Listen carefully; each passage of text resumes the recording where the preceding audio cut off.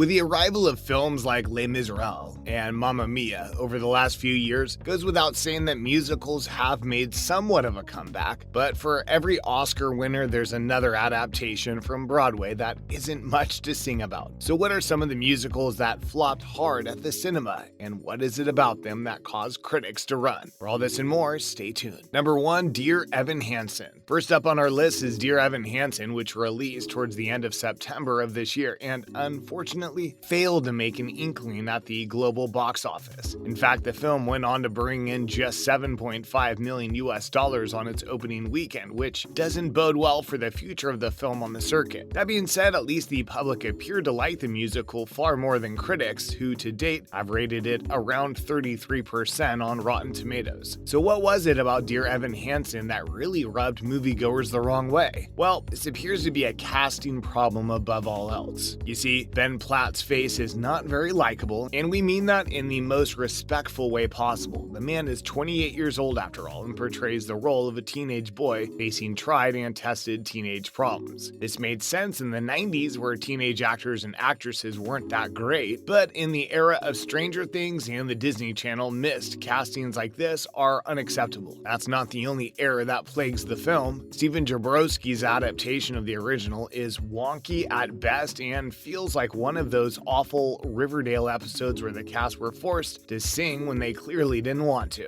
Suffice to say, there's a few reasons why Dear Evan Hansen flopped harder than cake without baking powder. Number 2, Cats. But while Dear Evan Hansen is by far the failure on everyone's lips right now, it's by no means the worst of the decade. To truly get your hands on this title, we have to go back to 2019, which saw the release of Cats in theaters across the globe. And to a large extent, hype was at an all-time high when really useful films announced that there would be a film adaptation of this Andrew Lloyd Webber original. Things picked up even more when incredible artists like Jason Derulo and Taylor Swift were added to the cast, alongside incredible acting talents like Judi Dench and Ian McKellen. My word, they even dragged a ballerina from the Royal Ballet into the primary role of Victoria to make sure that things would work. All in all, the film cost around $100 million to make and ended up bringing in just $75.5 million in worldwide ticket sales. The film is currently rated at just 20% on Rotten Tomatoes and has movie lovers wondering what Tom Hooper was thinking in creating this strange piece of cinema. Don't get us wrong, we thoroughly enjoyed the musical pieces, which took us back to the time we first set eyes on the Broadway performance all those years ago. But nostalgia is not enough to save the film from the budget bin. In fact, the strange visual effects will make you feel like you need a shower. Number 3, In the Heights. And the next movie on our list was also a bit of a stinker, with less than a few film aficionados even knowing that it had premiered back in June of this year. And there's really no reason why this should have been the case, with critics giving In the Heights an incredible rating of 95% across the board. But due to its poor advertising and lackluster release schedule, the film went on to flop, bringing in just $43.9 million at the worldwide box office. Nothing at all compared to the projected earnings of around $200 million that was needed to cause the studio to break even on the title. And honestly speaking, critics knew what was up, with the film being a rather pleasant experience as far as modern-day musicals are concerned. So then, what was to blame for its surprising flop? Some experts claim that the simultaneous release of the film on HBO Max had a lot to do with its failure. But all in all, it seems like there is no real evidence to suggest this. With all the movies that have been released to date in both theaters and on streaming platforms simultaneously, evidence suggests that the hit rate is very much the same. If the title did well in theaters, it'll likely do well on the streaming platform. Neither was true for In the Heights though, which is likely going to become a cult classic somewhere down the line. Number 4, 9. And then we have 9, a retelling of the Tony Award-winning musical of 1982 that was inspired by Federico Fellini's very own classic 8½. On paper, 9 was set to be one of the greatest musicals of the decade. It featured a director who had made famous by his work on Chicago and featured some of the most incredible actors and actresses money could buy, ranging from Daniel Day-Lewis to Nicole Kidman. When the film was released in 2009, though, it was only able to make around $54 million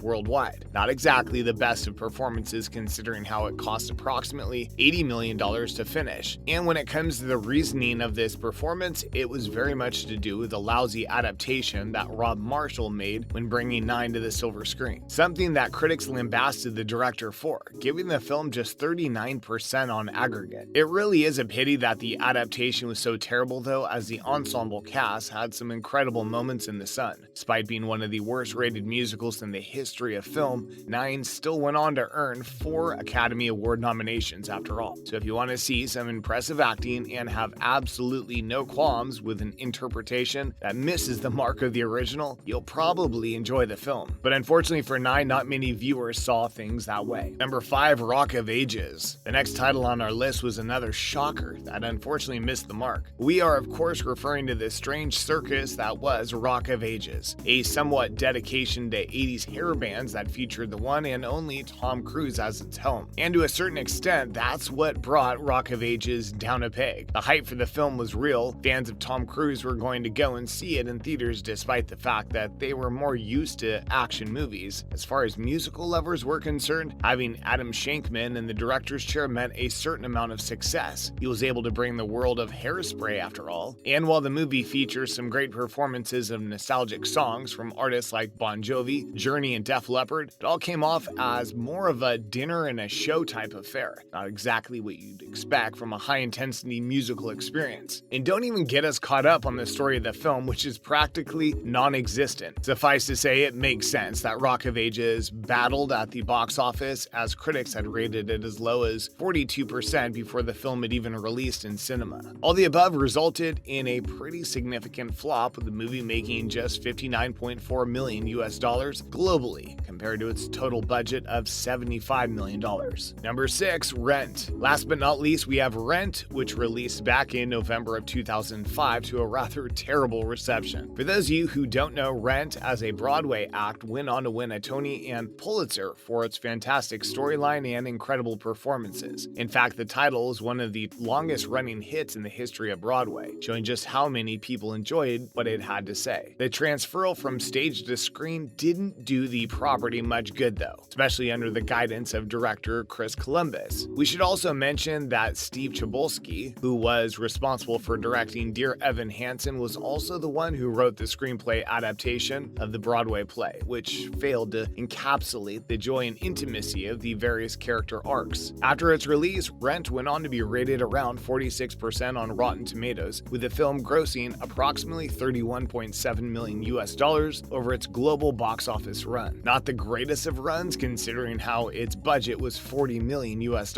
Despite the poor directing and writing, it must be said that Rent was probably doomed from the start though. The play is very much a relic of the 90s, after all, and didn't exactly come off as relatable on its release. Suffice to say, it's a film you'll likely want to pass up on. And there you have it, some of the worst musical flops of the modern era. Which is your favorite musical to hate on though? And is there a flop on this list that you'd stand out for? Feel free to let us know in the comments section down below.